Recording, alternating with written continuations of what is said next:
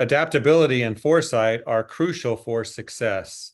Today's program aims to empower leaders and teams to anticipate changes, to innovate, and to create a resilient and forward-thinking organization. Our topic today is the Vision Blueprint, building a future-ready company, and we're going to tap into the expertise of Dean Mercado, the CEO of Online Marketing Muscle. Dean, welcome to the program. It's great to have you today. Always great to be with you, Jeff. Thanks for having me. So, Dean, we're going to speak about the future a bit. I don't have a crystal ball and no way to tell what's going on, but what are you seeing out there with companies? Are they spending enough time and resources on planning for the future? What do you think? Short answer, no. That's the short answer. We could end the podcast there and leave everybody hanging, but no, we'll kind of flesh that out just a little bit. I coach a lot, Jeff, and you've known that. And it's in bumping into really, really smart, intelligent entrepreneurs. It is one of the things that just always seems to get pushed to the back burner, fall through the cracks. And what ends up happening, right? What ends up happening, bottom line is whatever comes at them is the fire or the flavor of the day. And that's painful to watch, because a lot of companies are good entrepreneurs, good people, right intentions. However, it's like I threw them in a dinghy and put them in the middle of the ocean, and they're getting shoved and pushed around by the ocean and the waves. You can't have that in small business, especially if you don't call the shots for yourself, somebody else is going to call them for you. And the problem with that is they may not have the same desires and intentions that you have. Not a good thing. And whether that outside entity being anything from business partners you may have to employees of yours, right, to customers that you have, you can get shoved around very easily by other people's agenda, right? As well as, and this is a topic you and I, Jeff, have spoken quite a bit about lately, AI and other oncoming technologies like that. It's so easy to get wrapped up in what we call the flavor of the day, and you lose sight of what you're doing, why you're doing it, and following and sticking to the game plan, right? And that's a real recipe for disaster in a small business, because very easily can things get sidetracked, derailed, and expensive, right? Especially since there's things in business that we can't control. Absolutely. Well, Dean, I know those watching, everyone's thinking about the future. If you have a company, you have to think about what's next week, next month, next year, next 5 or 10 years. I know you have some strategies that you want to share with us. What are those strategies to do that, to be a future-ready company, to think about the future? And then I'm going to think up a couple of stumper questions for you after you're done. Sure, certainly. First and foremost, it is about establishing and living by a real solid vision for the company. Now, I define vision maybe a little bit differently than some people out there do. To me, a vision is really a three-part animal, where the first part of your vision is what we call your purpose. Why are you here? What's your why? Your why. Why are you taking up space, right, in your industry? If you're not crystal clear on why you're doing what you're doing, again, you're just putting yourself out there to get shoved around by others, right? When you're not clear on why you're doing it, most of us understand what we're doing, right? If I ask you, hey, Jeff, what do you do? Most people say, oh, I'm in this, or I clean houses, or I clean whatever, or I solve disaster problems, whatever it is. But that's not really getting clear on why you're doing that. So your purpose statement is that why statement. And a purpose statement is usually what I would say, just a couple of words, 4 to 7 words long. And a formula might be something like this. It might be an action word, followed by your target market, who you're doing it for, followed by the outcome you're looking to create for them. So remember, in business, it's never about you. It's always about something bigger than you, right? I believe it was Rick Warren who wrote it in a book many years ago. I forget what the title of the book was, but it was, I think it might have even been, but I remember I don't remember what the title was, but the first statement that he makes is something like, it's not about you. And I remember reading that probably about 15 years ago. And I'm like, wow, duh. It was like one of those duh moments. And yeah, it's not about me. It's not about you. It's about something bigger than all of us. Getting clear on your why you're doing what you're doing, why you taking up space in your industry. Very important that you're clear on that, because that gives you power when things aren't going so well, that you can pull from that, right? So that purpose statement, for example, in Online Marketing Muscle, our purpose statement is very simply energizing small business success. That's why we do what we do. We're all about bringing energy and life to small business, right? Now, if you were to create a one for your company, think along that template I just gave you, the action word, followed by the target market, followed by the outcome, 4 to 7 words, very simple, right? Then the second big component of a vision that we look at is your mission, right? The mission is the what by when. It's like a big, hairy, audacious goal. The overarching, this is what we're doing, right? And this is what we expect to be the outcome of what we're doing, right? So you'll see people out there, as part of their mission statement might be to feed 10,000 families, through our charitable organization by the end of the year. Okay, great mission, right? So a mission statement also has kind of a formula, and let me get that for you, because I think that'll be valuable to the audience. And this one, I would say, if you formatted something like this, like we will accomplish X, whatever that is, right? By Y, whatever that is, by when, right? Because of Z, because of something. The difference between a mission statement and a goal is that because of. So it's what by when, and then followed by because of this, right? Because we need this to happen. The because is the motivator. It starts to tie in together toward that purpose statement a bit. So if you really want to get a team that's behind something bigger than you, it's critical to have these components laid out so that they understand this is where we're going. This is why we're going that way. This is when we're expected to get there, right? This is what it's supposed to look like when we do get there, right? Otherwise, mostly you have a team that's going through the motions. They're just going through the motions. They're not really excited, driven by what's going on typically. And that's a very unfortunate place to be. So first two components of the three are purpose statement or your why. Then you got your mission, which is your what by when. Then we follow that up with the third and final component, which is your core values, right? And I look at the core values as the beginnings of the how. How are we going to carry ourselves? How are we going to go about accomplishing this? How do we want to behave? How do we want to be seen, right? How do we want to be judged? Because we will be judged out there, right? So understanding what your core values are, what you stand for, and what you stand against, right? Stand for or against. You got to be clear on those. So Online Marketing Muscle has its own set of core values. I myself, as an individual, have my own set of core values rather. For me, my personal core values are to love, to create, and to learn, in that order.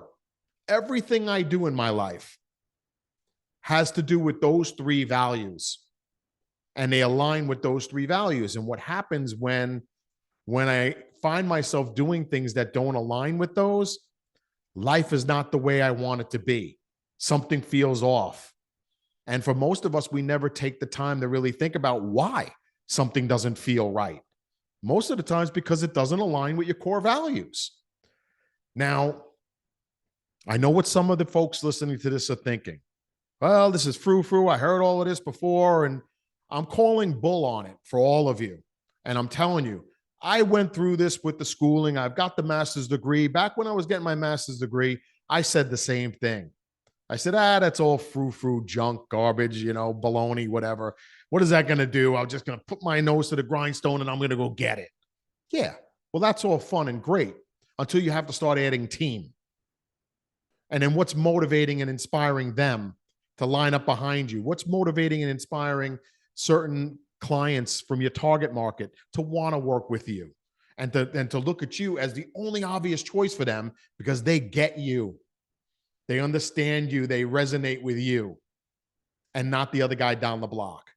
And then it becomes not about you charging less and a race to the bottom with price.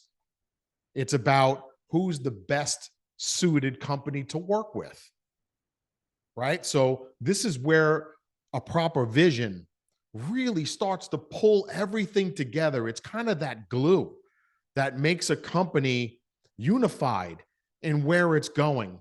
And it makes getting there so much easier and so much faster and so much cheaper. And I'm telling you that from firsthand experience, right? I fought it too. I did for years until I started to get mentored by people who are playing a way bigger, better game than me.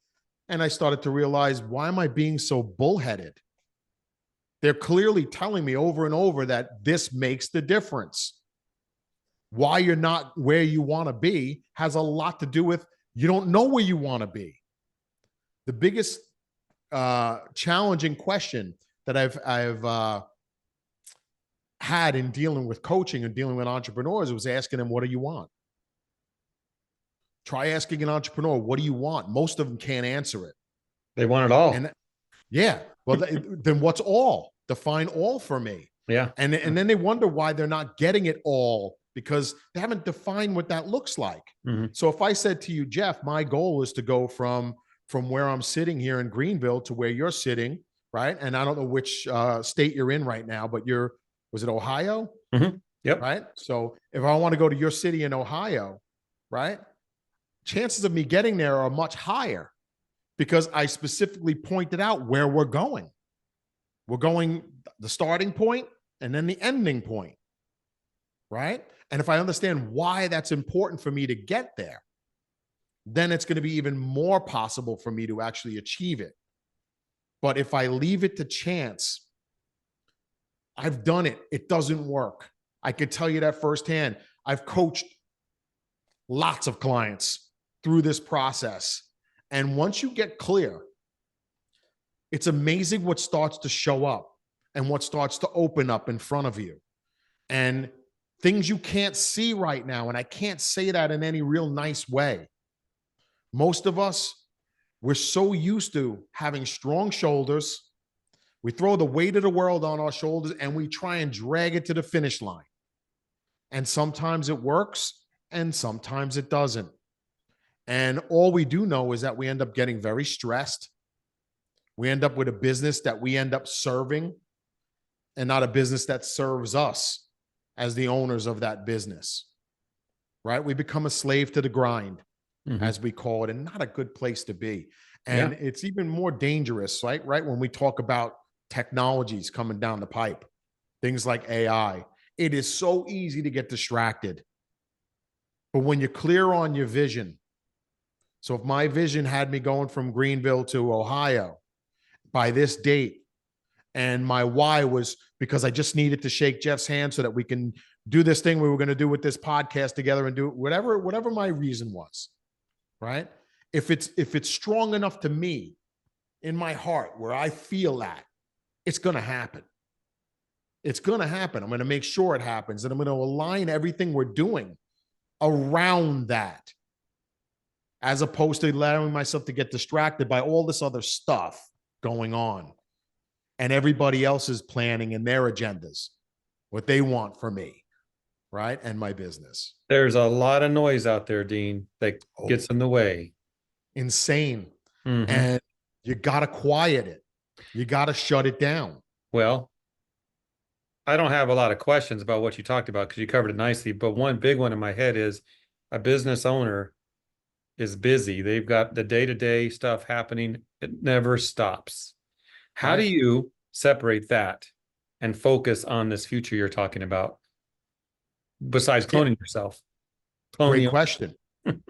You know, I believe it was Stephen Covey in his book, Seven Habits of Highly Successful People, that as one of his habits talks about sharpening the saw.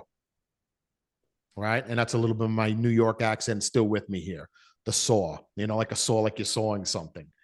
Um, Bottom line with that principle is that if I was going to cut down a tree and I had an hour to do it, right? He talks about in that book that most people will just pick up the saw and start grinding away, not realizing that the saw is not sharp.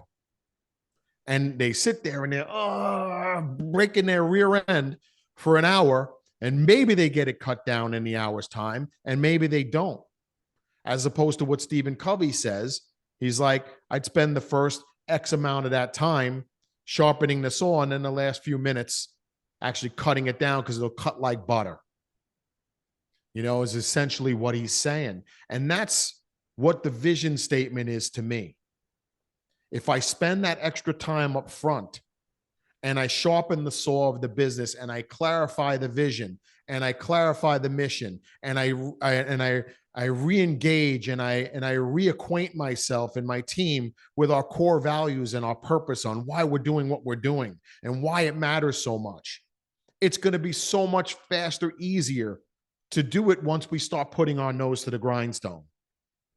And from my own personal firsthand experience, that's the way it's always played out for me. That it's like, you know what? Take a few steps back and do a little bit of thinking. Get quiet for a few minutes, right? Plan it out.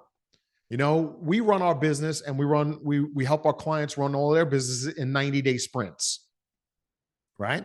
Every 90 days, we're doing a massive planning every 90 days, right? And at the end of the 90 days, we're doing massive accountability. And all along the way, we have milestones set up to make sure that we're accomplishing what it is we set out to in that quarter.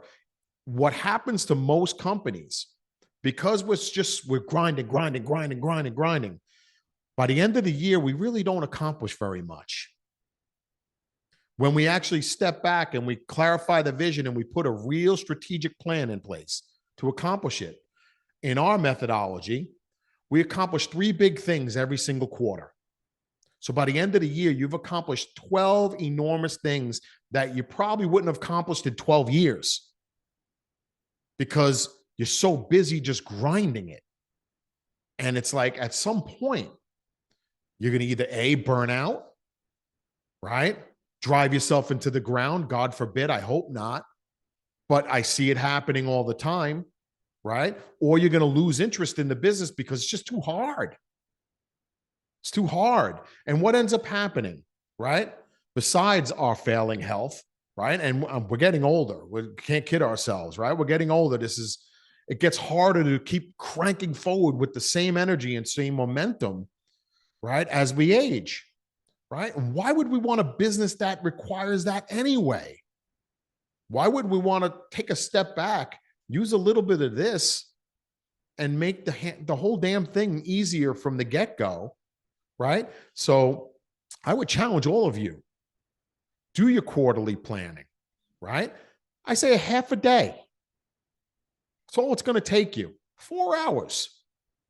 Is what happens in that quarter worth 4 hours of your time? When you look at it that way, who's being ridiculous, me or the person not doing it at that point? Do yourself a favor. Just sit down for 4 hours and think it through. If you're not sure how to do that, get an accountability partner or get a coach who's done that before. Let them help you. There's lots of them out there, right? Grab a peer and declare each other accountability partners for free. Hey, you help me do some of my planning, I'll help you do some of yours, right? Just to help you think a little bit. And when we're doing that kind of planning, we look at things being in one of 2 camps.